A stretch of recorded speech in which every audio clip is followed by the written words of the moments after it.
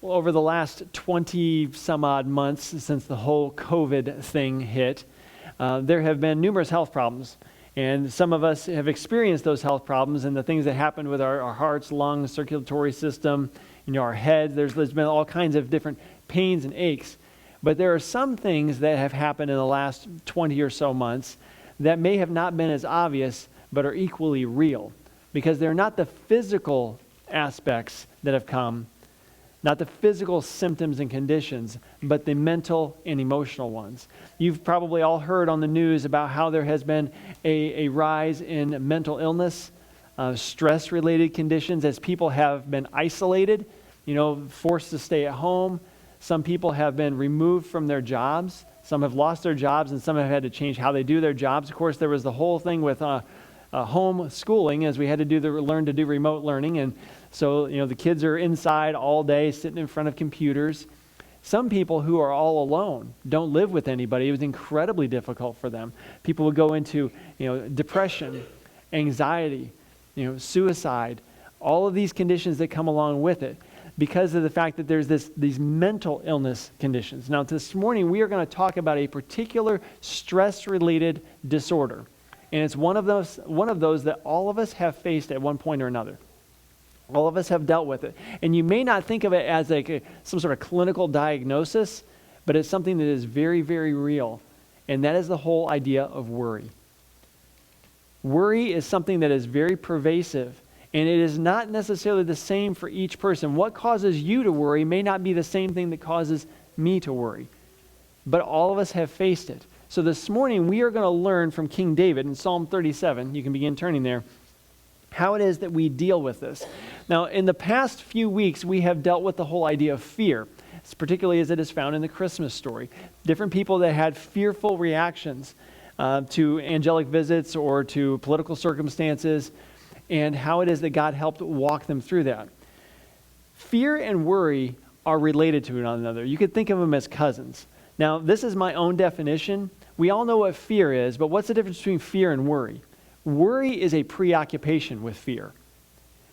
Many things cause us to fear, but we can wrestle that fear down. We can line it up with the truth and say, you know what? I don't need to be afraid of this because God's bigger. God has supplied. God has promised. Worry happens when we don't bring the truth of God to bear on that situation and we fixate on the fear. But what if? But this is going to happen. If I do this, then fill in the blank. Worry is something that is a constant companion for us only if we allow it to be. And this morning what we're going to do is we're going to look at reasons why it is that we do not have to worry. Now, King David is a person with a lot of authority on this. If you're familiar with the life of King David, he faced a lot. Before he faced the giant Goliath, he had taken out a bear and a lion. So he knew what it was to face those kind of opponents. And then he had Saul who was hunting him down, chasing him throughout the countryside because Saul didn't want to give up the throne, and he knew that David had been anointed as king. So he hunted him down. So David had to flee. David had to hide. David even faked insanity to go to his enemy's king in order to receive refuge from King Saul, who was hunting him. Now, those are some of the things that were on the outside, but what about once he took the kingdom? Once he actually was king, he still had to deal with battles. He had to deal with uprisings. He had to deal with plague that happened in his country. And he had domestic issues as well. He had a wife who despised him. Eventually, David committed adultery, covered it up by murder, and then he lost his son as punishment for that. And then later on, his adult son rose up in a coup attempt, and David had to flee the city in order to survive against that. So he is one who definitely had a lot of stress in his life. So when he talks about how we don't need to worry, he's one who speaks with authority. Now, Psalm 37 is where we're going to be this morning. This is going to walk us through reasons why we have not to worry. Now, we're only going to take the first few verses of this as our primary text, but we'll pull in a few others along the way. So if you're in Psalm 37, one other thing. I have some verses up here on the screens, but not all of them, just because I didn't get around to putting them all in there. Not all of the verses that we're going to reference this morning are there. So I do encourage you to have your Bibles open, because you will need them in order to follow along. Now, let's go ahead and just start with verse 1. Psalm 37:1, do not fret because of evildoers. Do not be envious toward wrongdoers. So when there is stress in our lives, when there is a threat of some kind, there's two ways that we can deal with it. We can deal with it with worry, or we can deal with it with want. The want part here, he talks about don't be envious of evildoers. We know that when we see people who do evil, a lot of times they succeed. They cheat, so they're more wealthy.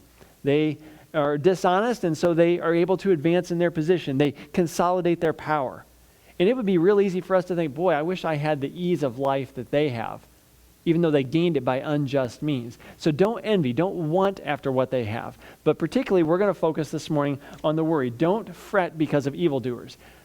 This psalm particularly talks about when evil people are in your midst, when they are pursuing you or they're seeking to harm you, don't worry. But the principles as to why we don't need to worry about them apply no matter what the threat is. Whether it's an evil person, a circumstance, a health condition, anything, these principles still apply. Now, this psalm, just a little bit of background on it, Psalm 37 is an alphabetic acrostic. Now, it's kind of a weird way of putting that together, but each set of 4 lines starts with a successive letter of the Hebrew alphabet. Of course, that doesn't come through for us, but this psalm is structured in such a way that it is all on the same theme, but it's really difficult to outline the entire psalm just cleanly, because basically it's a bunch of truths and proverbs that are all lumped together kind of based on this alphabetic scheme. All right, so when we're going to look at just the first 6 verses primarily this morning and pull in some stuff from other ones, and those first 6 verses are just going to cover the first 3 letters of the Hebrew alphabet. Okay, and so we're going to start, let's go ahead and read the next, all the way through verse 6. For they, this is regarding the evildoers, they will wither quickly like the grass and fade like the green herb. Trust in the Lord and do good. Dwell in the land and cultivate faithfulness. Delight yourself in the Lord, and he will give you the desires of your heart. Commit your way to the Lord. Trust also in him, and he will do it. He will bring forth your righteousness as the light and your judgment as the noonday. Now, we're going to look at this based on some parallelisms that happen in here. Verse 2 and verse 6 parallel each other. Verse 3 and verse 5 parallel each other. And then verse 4, both the lines in there parallel each other. So that's actually how we're going to kind of build this out. And there's some space in your sermon notes there to write that down if you want to kind of keep track of that. So the first is God's response. This comes in verse 2 and in verse 6. Verse 2 talks about something called desiccation, and I'll define that for us in a minute. And verse 6 talks about a display. Now, first of all, the desiccation, that's a fancy word for something that's dried out. When you have a plant that you don't water, what eventually happens to it? It withers and it gets stiff, it gets dry, it gets hard. That's desiccation, when it dries out like that. And it says that the wicked people are going to be dried out. They are going to be withered up. And this is not passive. In verse 2, it looks like, it just happens. They don't get watered, they dry out. But when you read through other portions of this psalm, you realize that God has a very active part in that. Look at verses 12 and 13. The wicked plots against the righteous and gnashes at him with his teeth. The Lord laughs at him, for he sees that his day is coming. And in verse 34, wait for the Lord and keep his way, and he will exalt you to inherit the land. When the wicked are cut off, you will see it. God's hand is active in this. It's not just that the wicked dry out. God dries them out. He's the one that does it to them. Like the weeds in my driveway. Now, we've got a driveway that's in need of replacing. It's got those cracks running through it. And so what happens? A little bit of soil gets in there, a little bit of seed gets in there. The rain comes, and the weed comes up. But if we have a week-long dry spell in the summer, what happens? It just all shrivels up. What causes that? It's the sun. The sun evaporates the water. The sun scorches the plant. The light is what dries it out. Now, keep that in mind as we look at verse 6, where it said that he will bring forth, God will bring forth your righteousness as the light and your judgment as the noonday.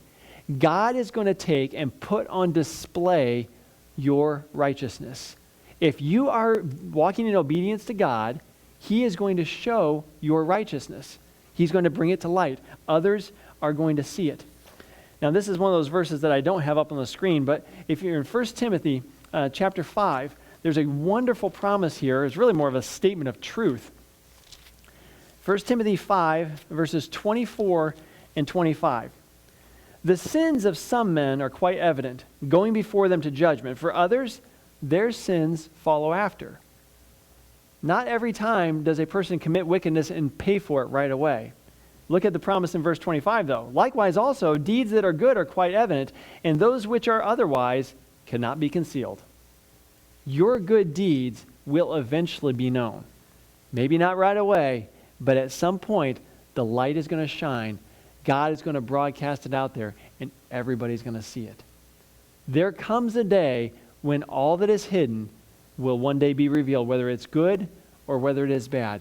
Trust in God that he will put that on display for us. Even Psalm 37 talks about this a little bit. Psalm 37 verses 35 to 37. I have seen a wicked, violent man spreading himself like a luxuriant tree in his native soil. Then he passed away, and lo, he was no more. I sought for him, but he could not be found. Mark the blameless man and behold the upright, for the man of peace will have a posterity. The wicked person looks like a well-watered tree. You look at them, it's like, man, they got it together. Their life is in order, but they don't love the Lord. But there will come a day when the light's going to shine and it's all going to wither away. What is the difference between the plant that succeeds and the plant that doesn't? The soil that it's in. If they are planted apart from the Lord, there is not going to be that long-term nourishment. But the one who loves the Lord, who is walking in obedience to him, is rooted in God, is going to have a supply that is going to be just fine. If you guys go down to Mill Race Park and you walk along there, there's some of those the biggest trees in Columbus. You guys seen those giant sycamores that grow along there?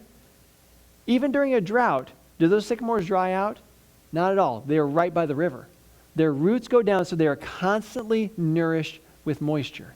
If you are planted in the Lord, you can weather the dry spells and you can still thrive.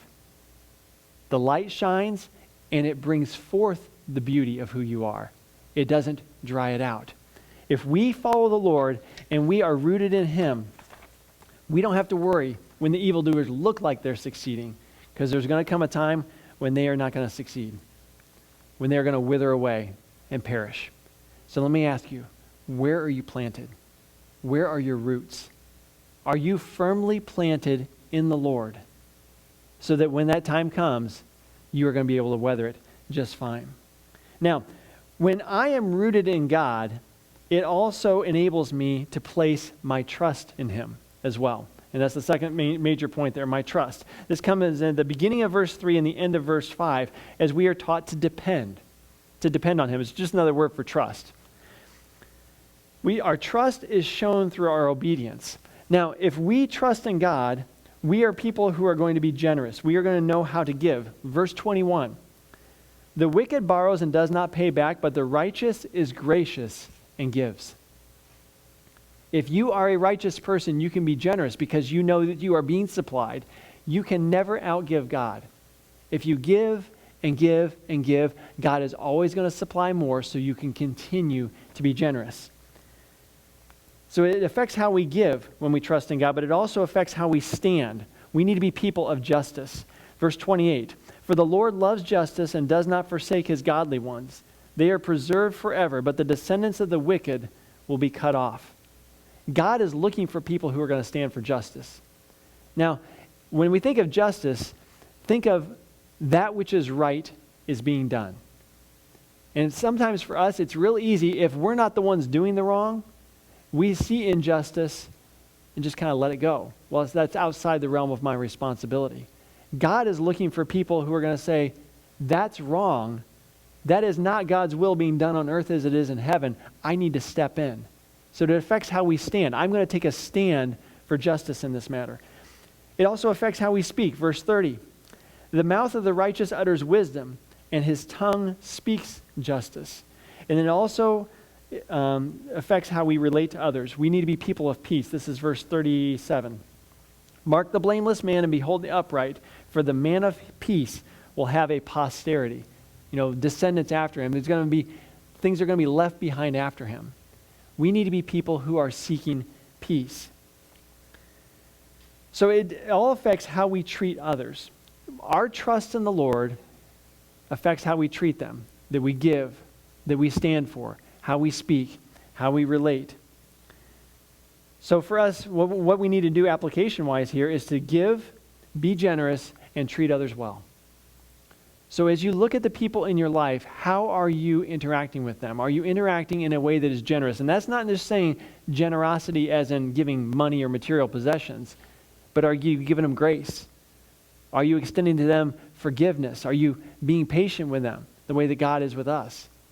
Are we people who are just generous by nature? Now, it's easier to place my trust in God when I also know my place that He has given me.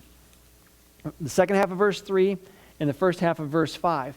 In verse 3, it talks about a promise that comes up actually 6 times in this passage about dwelling in the land. Dwelling in the land. 37 verse 3 says, trust in the Lord, do good, dwell in the land, and cultivate faithfulness. And several other times in this passage, like verse 9 and verse 11, those who wait for the Lord, they will inherit the land. Verse 11, the humble will inherit the land. The children of Israel, when they came out of Egypt, weren't just getting out of Egypt. They weren't just going from someplace. They were going to someplace. They were going to the land of Canaan that was called the Promised Land. The promise was part of the covenant relationship God had with them. If you obey me, you will have this land. You will dwell in this land. And that is a great promise for them. If they will obey, they will dwell there. If they don't, the land actually says it will vomit you out. You will be forced from the land. The land is a symbol of God's covenant promise, a tangible reminder we are walking in covenant relationship with God. Now, this land is not only a gift, it is a gift that keeps on giving because it will supply their needs. It will supply their needs for safety. It will supply their needs for crops, for food, for nourishment. That land was a place they would keep on giving to them. And I want to give you a translation difference here. There's some nuances in the language that you can kind of go one way with it or another way. If you look in verse 33, dwell in the land, and my translation says, cultivate faithfulness. Some other translations have it a little differently. Literally, you could put it as pasture on faithfulness. Now, if I think of pasture as a noun, okay, I was just out at a friend's house and they have a pasture for their cows. But pasture here as a verb, pasture on faithfulness, feed on faithfulness, graze on it. When God gives you a place and puts you there, it is meant to be where you are nourished. The land would nourish them. God's faithfulness would nourish them. He will supply. He gives us a pasture to dwell in, but He also gives us a path that we can dedicate to Him. Then we dedicate this path. That's in verse 5. Commit your way to the Lord. The path may be unclear before you. You may not know exactly where God has you. If you've hiked trails in the woods, you can see the trail going up the hill. You can see it going around the bend. Well, what's past that? You don't know. But is it the path that God has given you to walk? Then you can walk it and say, God, I am dedicating myself to this even though I don't know what is around the bend. But what made this verse stand out to me is because of a problem that I have. I suffer often from analysis paralysis, that I can overthink things. Have anybody ever experienced that before where you are like, okay, well, what's the right decision? I got to pull in all the information, line it up in 2 columns, the pros and the cons, evaluate it. Whoa, they came out even. I got just as many on both sides. What do I do? Dedicate your path to God. Commit it to Him. God, I am seeking to follow you. Which one's right? I don't know. But my heart is for you, God. I'm going to go ahead and take the first step and trust that you will direct me as I go. And I have found that to be true. There are times that I was so certain that I was doing the right thing. And lo and behold, as I got down the path a few steps, I'm like, nope, this wasn't right. Was it because I sinned? No. Was it because I was ignorant? Yeah. But you know what? God doesn't look at me and say, I can't believe you did that. My heart was to follow him, and so he said, turn left, turn right, go back the way you came, and then change directions. If you dedicate your way to the Lord, he will direct you. 2 verses that you have probably memorized. Many of you have. I memorized them as a youth, and they have helped so much. Proverbs 3, verses 5 and 6. Trust in the Lord with all your heart. Don't lean on your own understanding.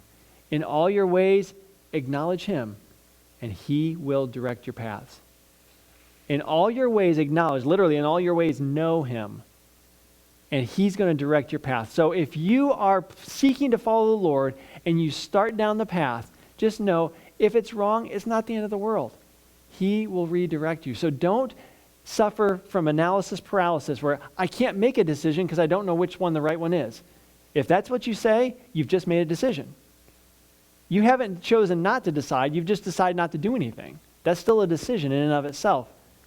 God, I'm trusting, and I'm going to do what I think is best to honor you, and I trust you enough that you will get me back on track if I get off. Take the step. Don't not take the step because of fear.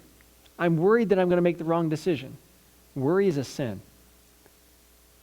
Worry is a sin. Do not worry about it.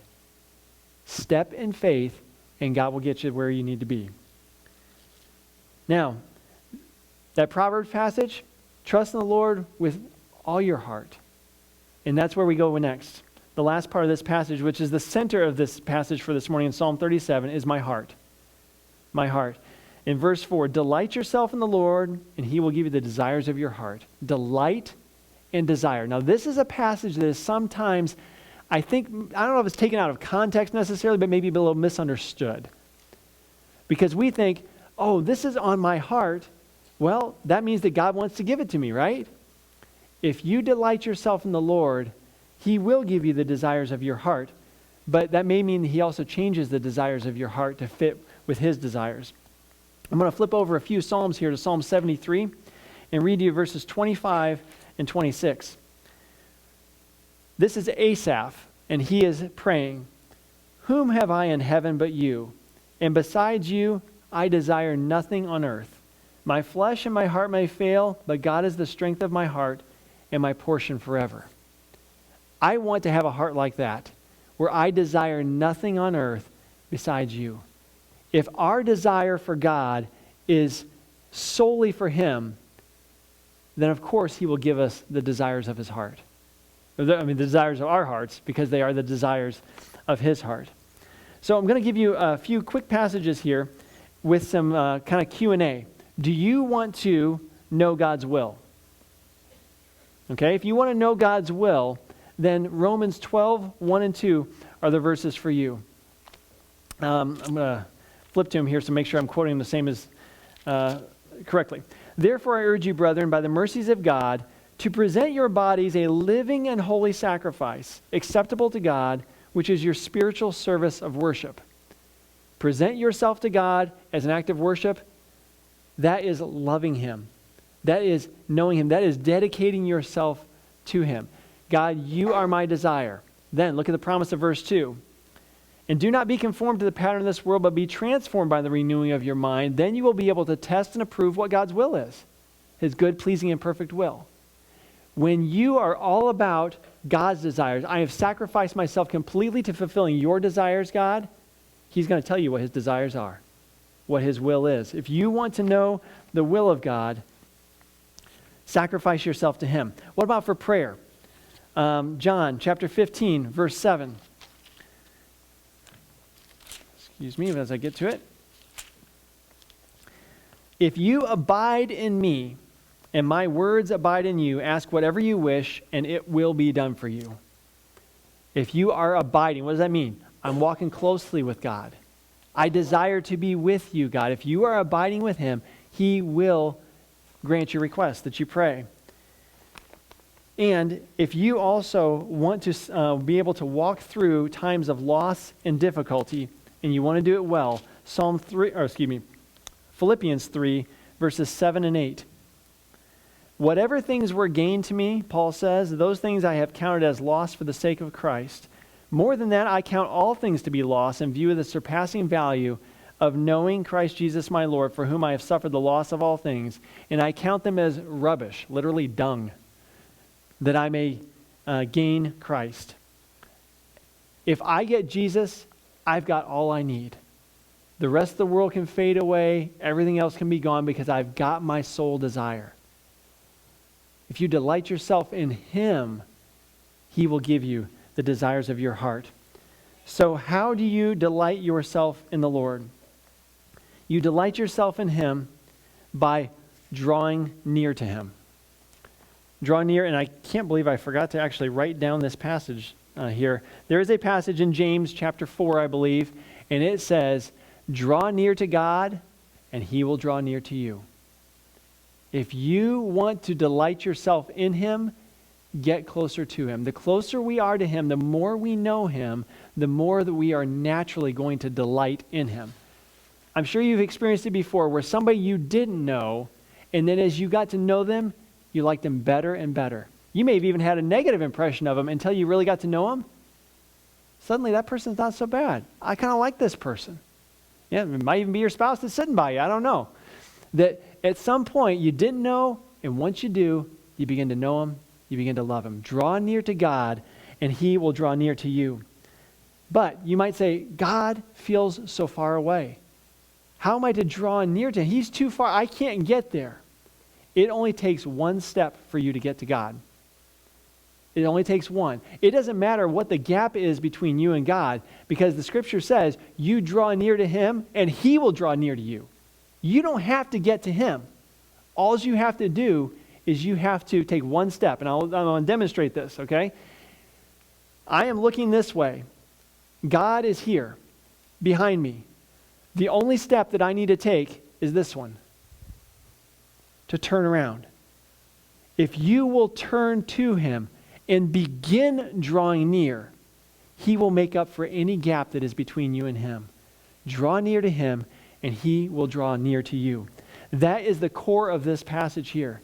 If you draw near to God, you get close to Him, the desires of His heart, you know who He is, all the fret, all the worry is going to drain away. Because you know, this is God. He loves me. He's powerful enough. He knows what's coming. He's got this. I don't have to fret. I don't have to worry. I don't need to have the acid reflux and the high blood pressure and the high heart rate and all these other things that come with, and the tension in my shoulders and the migraine headaches that I get and the sleepless nights from all the stress that I'm under. Don't worry. Draw near to Him. He will draw near to you.